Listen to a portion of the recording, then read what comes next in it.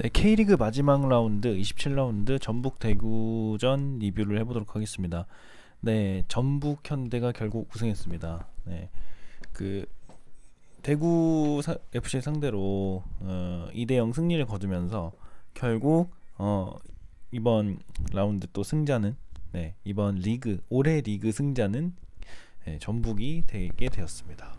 와, 이거 대단한 것 같아요. 이게 지금 이따 또 말씀드리겠지만 최다 우승 8회 아닙니까? 원래 이제 성남 이라가 7회 우승으로 많이 최다 우승 기록을 갖고 있는데 그걸 넘어섰죠. 이제 국내 유일이고, 그리고 유일하게 리그 4연패 달성한 팀이 됐죠.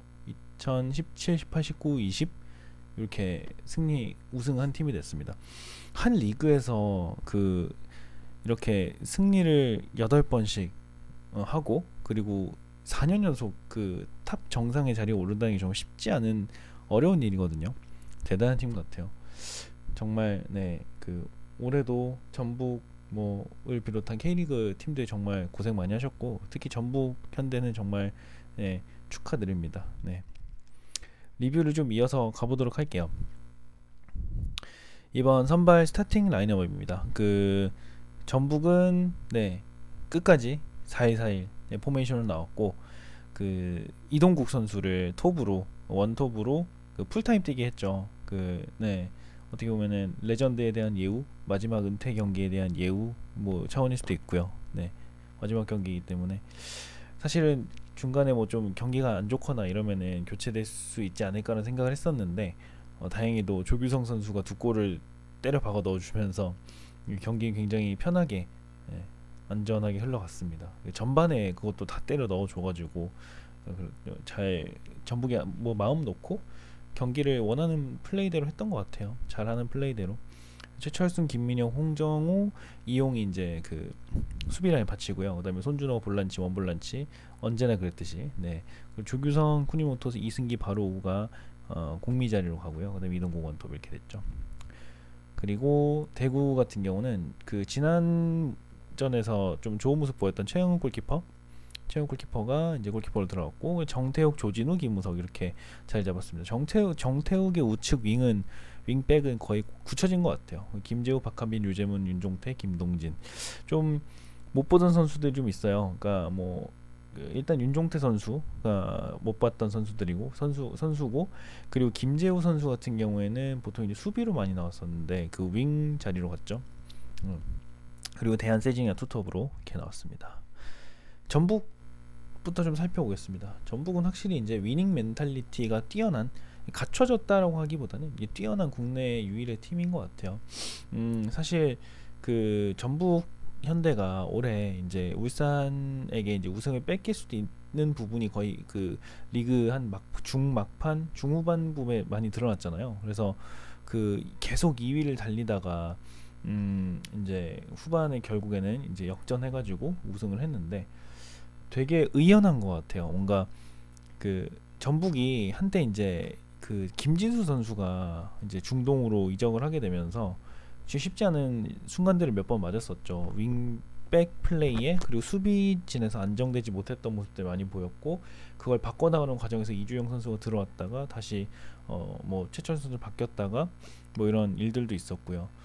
그래서 욕도 좀 먹기도 하고, 이게 무슨 전술이냐, 어떻게 이걸 질 수 있냐, 이런 얘기도 많이 들었던 것 같거든요. 근데 중간에 팀 정비를 잘 해서 굉장히 의연하게 다 위기 상황을 넘어갔던 것 같아요. 뭔가 순간순간을 이겨내려기보다는 되게 장기적으로 보고 우리는 우승팀이다, 그런 마인드도 있는 것 같고요. 아시아 챔피언스 리그 2번 우승했던 팀이다, 이런 것도 있는 것 같고. 그래서 기본적으로 선수들이 감독과 어떤 어떤 이 팀에 대해서 믿음을 갖고 있다는 생각이 쫙 계속 할 때마다 느껴지는 것 같아요. 그래서 그런 부분들이 어려운 상황 속에서도 이겨낼 수 있게 되는 원동력이 된 것 같고, 이렇게 감정적으로 움직이기보다는 좀 냉정하게 바라보는 이제 경우가 많은 것 같더라고요. 그래서 굉장히 팀적으로 선수들도 그렇고 팀도 그렇고 굉장히 뛰어나다는 생각이 많이 들었어요. 예전에 최강희 감독님 계실 때부터, 우리 봉동이장 최강희 감독님 계실 때부터 팀을 잘 만들어 주셨잖아요. 그래서 이제 그 정말 닭공이라는 그 전북 특유의 어떤 그런 거를 마인드를 심어 주셨고, 근데 그게 이제 프런트까지도 그런 어떤 그 의지나 아니면은 그 이제 그라운드에서의 어떤 상황들, 이 팀의 어떤 마인드, 멘탈리티가 같이 갖춰진 것 같아요. 그래서 되게 좋게 보고 있고요. 오늘의 MOM은 역시 조규성이죠. 저는 그 뛰어다니는 폼 보니까 옛날에 이동국 선수가 포항이나 이런 데서 뛰었을 때 그런 느낌이 살짝 들더라고요. 스피드가 빠르거나 이런 건 아닌데 슈팅이나 이런 것들이 생각보다 정확하고 공간 위치 선정 괜찮고 뭐 이런 부분들, 이런 게 계속 이제 가면서 보이더라고요. 그리고 두 골 다 넣었죠. 그래서 첫 골 상황이 되게 재밌었는데, 이거는 사실은 이제 조규성 선수가 잘 하긴 했는데 이 윙 플레이가 굉장히 뛰어났죠. 그 전북에 지금 상황을 보면은 아마 이런 상황이었을 거예요. 이렇게 붙어 있고, 여기 바로우 선수가 있었죠. 바로우 선수가 있고, 바로우 선수 굉장히 활약 좋았죠. 선수가 있고, 최철수 선수가 여기서부터 달려가는데 요거를 이쯤에서 바로우 선수가 보고 찔러주고 최철수는 들어가고, 요거를 크로스를 쫙 해가지고 여기 있던 조규성이 공간 점유하고 있던 조규성이 정확한 헤딩으로 이쪽 구석으로 해가지고 골을 넣죠. 와, 이 플레이 만들어낸 장면이 되게 멋있었던 게, 최철순이 일단은 그 공격 가담할 때 오버래핑을 굉장히 높게까지 하죠. 저는 이제 물론 이제 스피드가 엄청나게 빠른 선수는 아닌데 그래도 기본은 하는 것 같아요. 옛날부터 최철수 선수가 되게 투지가 굉장히 넘치는 느낌이 많이 받았거든요.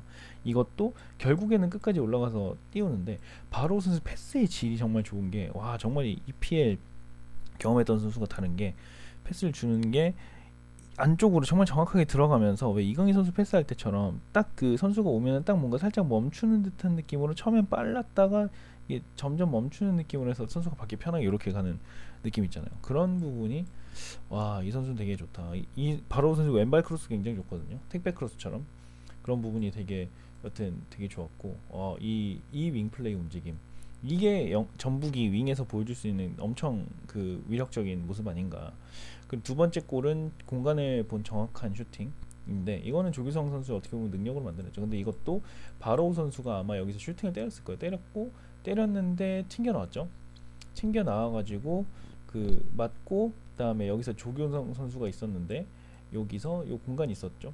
해가지고 인사이드 슛으로 때렸는데 골대를 딱 골포스 딱 맞고 들어왔어요. 굉장히 맞기 어려운 슛이죠. 그렇게 해가지고 정확하게 차서 들어갔다.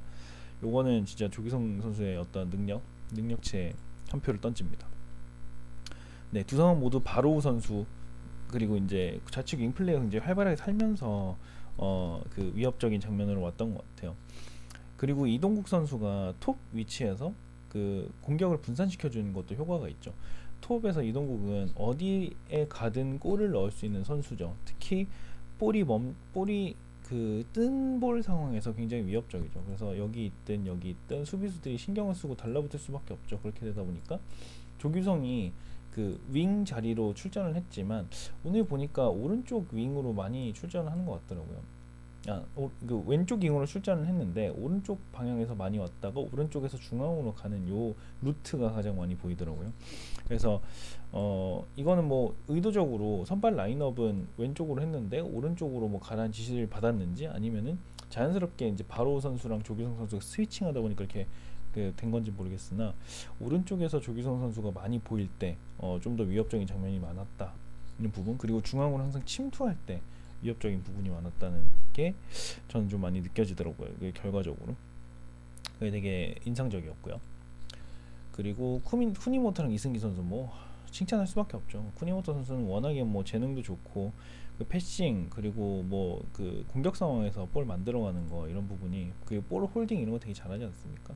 그런 부분들이 항상 좋았고, 그리고 이승기 선수도, 그러니까 이게 이승기 선수도 되게 이제 활발하게 이쪽 패싱하면서 이쪽 공격 쪽 점유하면서 활발하게 치고 들어가는 모습들 좋았고, 기본적으로 쿠니모토랑 이승기 그리고 바로우가 이 1선에서 2선 사이 요 라인에서 굉장히 움직임이 활발했죠.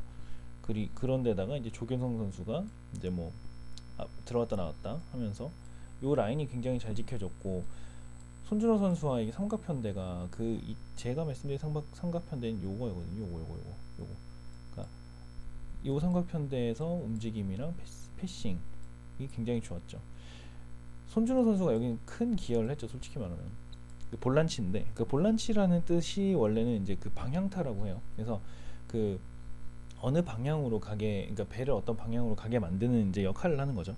그렇다 보니까 그런 의미에서 이제 볼란치라는 건데, 여기서 어느 쪽으로 잘 뿌려주고 패스를 어느 쪽으로 배급을 잘 하느냐에 따라서도 되게 중요한 거죠. 전북 선수를 워낙에 시야가 좋기 때문에 여기 이쪽이 비었으면, 예를 들어서 이쪽에 몰리는 거죠. 저기 몰렸을 때 왼쪽이 비었으면은 왼쪽으로 전환 패스가 굉장히 잘 이루어지고요. 타이밍에 딱 맞게. 이렇게 해서 이렇게 만약에 전체적으로 이제 상대 수비가 움직이고 상대 진영 공격수들이 선수들이 선수인다고 했을 때, 이렇게 몰려서 답답해져 가는 경우에는 또 반대쪽으로도 이제 굉장히 전환 패스를 잘 해주거든요. 이러면서 공간을 굉장히 잘 만들어요. 타이밍에 맞게. 이런 것들이 굉장히 특화돼 있다. 그 중심에는 손준호 선수가 그 역할을 중심에서 해준다는 게 제가 계속 느끼고 있는 겁니다. 실제로도 그래요. 네, 수비 역할도 좋았고요. 그리고 이제 홍정호 선수를 칭찬할 만한 장면이 하나 쫙 있었는데, 그때가 어떤 때냐면 아마 이쯤이었을 거예요. 전북 수비가 다 들어와 있고 대한 선수가 있고요. 그리고 어떤 선수였는지 모르겠는데 패스를 공격 진영 쪽으로 박스 안으로 하는데, 이제 원래 오프사이드가 될 수 있는 상황이었는데 전북 선수를 맞고 튕겨서 쭉 올라왔거든요. 그걸 대한이 받아가지고 슈팅을 하려고 했던 장면인데, 이걸 홍정호 선수가 막았죠, 태클로. 근데 저는 여기서 이제 주목하고 싶은 부분이, 막을 수 있지 않냐라고 할 수 있는데, 이게 굉장히 애매한 느낌의 상황이었거든요. 왜냐면은 대한 선수가 옵사이드로 볼 수 있는 어떤 위치에 있었고, 물론 이제 전북 선수의 발을 맞고 들어가긴 했지만, 이거를 잘 모르는 선수들 또는 이제 수비수들 중에서는 이걸 보고 그냥 옵사이드 아니냐 하면서 손을 들면서 그냥 무시해버리는 느낌의 행동들 하는 선수들이 있거든요. 근데 홍정호는 이거를 심판을 보지 않고 그냥 들어가서 이걸 막는 거예요, 일단은. 네. 그래가지고 결국에는 대한 슈팅하는 거를 태클로 막았죠. 이게 되게 위협적인 장면이 될 수 있었죠. 왜냐면은 이렇게 되게 수비들이 이거 옵사이드 아닌가? 라고 하는 순간에 그 찰나에 슈팅을 해가지고 넣은 경우가 많거든요. 근데 알고 보니 VAR 돌려보니 뭐 전북 선수의 발에 맞고 들어갔기 때문에 이건 옵사이드가 아니다, 뭐 이런 게 꽤 있잖아요. 네. 왜 대표적인 사례는 독일전 골 아닙니까? 월드컵 독일전에서 김영건 선수가 넣었던 골, 그게 이제 독일 선수 누구죠? 토니 크로스였나요? 크로스의 발을 맞고 들어가서 김영건에게 패스가 된 거죠. 그래서 이제 김영건은 결국에는 이제 옵사이드 위치에 있었지만 사실 옵사이드가 아니게 된 거죠. 뭐 그런 것처럼 그런 게 항상 있을 수 있거든요. 홍정호 선수는 이걸 계속 그냥 그런 거 신경 안 쓰고 그냥 무조건 막아야겠다, 이런 생각이 갇혀져 있는 거죠. 그래서 반사적으로 나가는 거죠. 이 모습 굉장히 멋있다. 네, 집중력이 좋았다. 네, 전반적으로 그렇고요. 뭐 잘했어요. 전북 잘했고, 이제는 FA컵이랑 아챔을 준비할 때가 아닌가. 네. 모라이스 감독이 작년에 우승은 했지만 FA컵이랑 저거 다 못 잡았잖아요. ACL도 다 못 잡았잖아요. 근데 올해는 우승하고 이제 좀 분위기도 좋고 팀도 잘 정비된 것 같아요. 올해 과연 트래블을 달성할 수 있을까? 네, 하는 기대감 좀 가져봅니다. 또 K리그의 어떤 위상 이런 것도 있으니까요. 자, 대구를 그럼 잠깐 살펴보면, 오늘은 날 자체가 이렇게 좋지 않은 날이었다. 대구에게 빛을 보긴 좀 어려운 날 아니었나.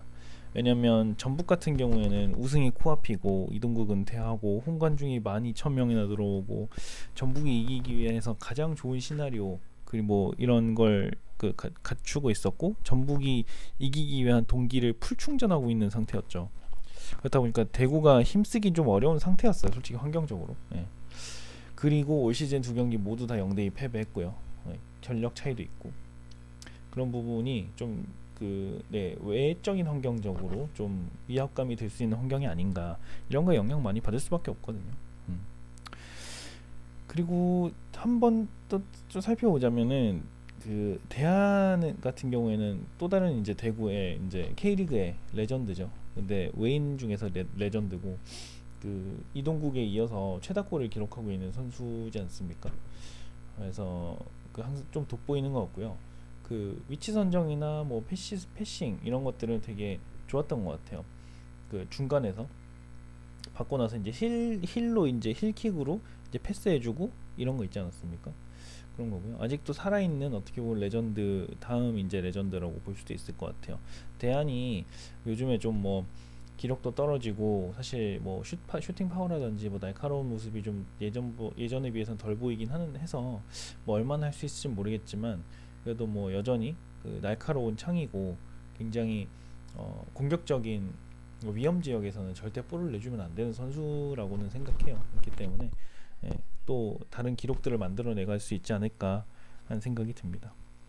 김지우 선수가 오늘 우측 윙으로 나왔는데 그 좀 속도감이 떨어진 느낌이 있었어요. 기존엔 정승원 선수의 위치였죠. 그래서 그 장단점이 있습니다. 김지우 선수는 뭐 잘 싸워주는 역할인 것 같고요. 뭐 크로스나 이런 것도 좋은 것 같긴 한데 정승원 선수가 보여줬던 어떤 속도감 이런 거는 좀 덜 보여주지 않았나? 이런 부분 좀 아쉬웠고, 그리고 오우성 선수는 처음이라서 뭐 여튼 오늘은 뭐 그냥 그저 그렇게 잘 활약했던 것 같고요. 이병근 감독 대행도 준비를 많이 했다고 하시는데 그 이진영, 김대원 선수가 선발이었으면 하는 아쉬움이 좀 있었어요. 사실은 좀 아무리 이제 그런 판이라고 하더라도 한 번은 이겨보면 좋잖아요. 그래서 이제 좀 더 공격적으로 나올 수 있을 줄 알았는데 너무 어떤 걱정을 했는지는 잘 모르겠어요. 좀 아쉬웠고, 장점에 살지 않았던 이유가 대구가 제가 대구 관련해서 계속 말씀드리면 항상 대구는 중앙이 위협적인 팀이어야 한다라고 말씀드리잖아요. 그 중앙에서의 어떤 패스로 많이 뚫어가는 팀이에요. 그 대구가 많은 골을 넣는 팀이고, 왜냐면은 지금 세징야와 대안 그리고 이제 여기 류제문 중심으로 해가지고 그 중앙에서의 패스, 아주 잘라 들어가는 패스를 통해서 먹는 거죠. 그러니까 뭐 이런 거예요. 세징야가 류제문이 있다가 이제 뭐 대안한테 주는 거죠. 대안한테 주고 세징야가 돌아 뛰어 들어가면 돼. 이때 패스를 해주고 뭐 이렇게 해가지고 공간 찬스를 만든다던가, 아니면은 세징야가 있다가 뭐 류제문이나 그 대안한테 주고요. 그 다음에 바로 뛰어 들어가는 거죠. 2대1 패스로 하는 거죠. 그런 형태로 이제 그 중앙을 잘라 들어가는 형태로 많이 하는데 오늘은 이런 모습이 거의 안 보였죠. 이게 가장 장점이고 위협적이거든요. 대구 같은 경우는 윙 플레이보다는. 근데 윙에서는 잘 살지가 않아요. 윙에서 뭔가 골을 잘 만들거나 아니면 크로스 질이 좋아가지고 거기서 이제 만들어가는 형태는 거의 없고요. 네, 그래서 그런 부분이기 때문에 좀 더 살렸어야 되지 않나 하는 아쉬움이 좀 있습니다. 네, 류제문은 확실히 공미에서 안정성을 줄 수 있는 좋은 선수다라는 게 가면 갈수록 느껴지는 것 같아요. 어떻게 보면은 이 공격 상황에서 잘 그 패스를 이끌어 줄 수 있는 그 친구고, 세징야와 그 대안과 함께 이제 좋은 케미를 만들어 갈 수 있는 친구가 아닌가. 물론 박한빈 선수도 그렇고요. 박한빈 선수는 좀 그 버텨주는 형태의 플레이도 가능하기 때문에 그 대안 세징야랑 같이 톱 스위칭이 가능한 공격 자원이 아닌가 싶습니다. 뭐 여튼 대구한테 좀 아쉬운 경기지만 그래도 대구도 그 다음 이제 시즌 ACL 진출을 하게 됐기 때문에 그 좋은 성과를 거뒀으면 좋겠고요. 네. 마지막으로 이제 전북 얘기 좀만 더 하고 끝내겠습니다. 확실히 K리그 탑 티어의 품격이 있다라는 느낌이 많이 들어요. 아까 말씀드렸던 것처럼 새 역사에 썼고요. 역대 최다 우승 8회 이렇게 그 우승한 팀이 없죠. 그리고 4연패 달성한 거 엄청나죠. 그리고 레전드 이동국 선수에 대한 예우가 굉장히 또 남달랐죠. 물론 이게 전북이기에 가능하지 않나 싶어요. 이동국 선수 이제 저도 옛날부터 좀 포항 스틸러스 있을 때부터 많이 팬이었고 꽤 오랜 시간 동안 좋아하고 좀 아쉽기도 하고 뭐 그런 걸 많이 지켜봤던 선수였는데 얼마 전에 은퇴한다는 소식 듣고 사실 되게 좀 기분이 좀 그렇더라고요.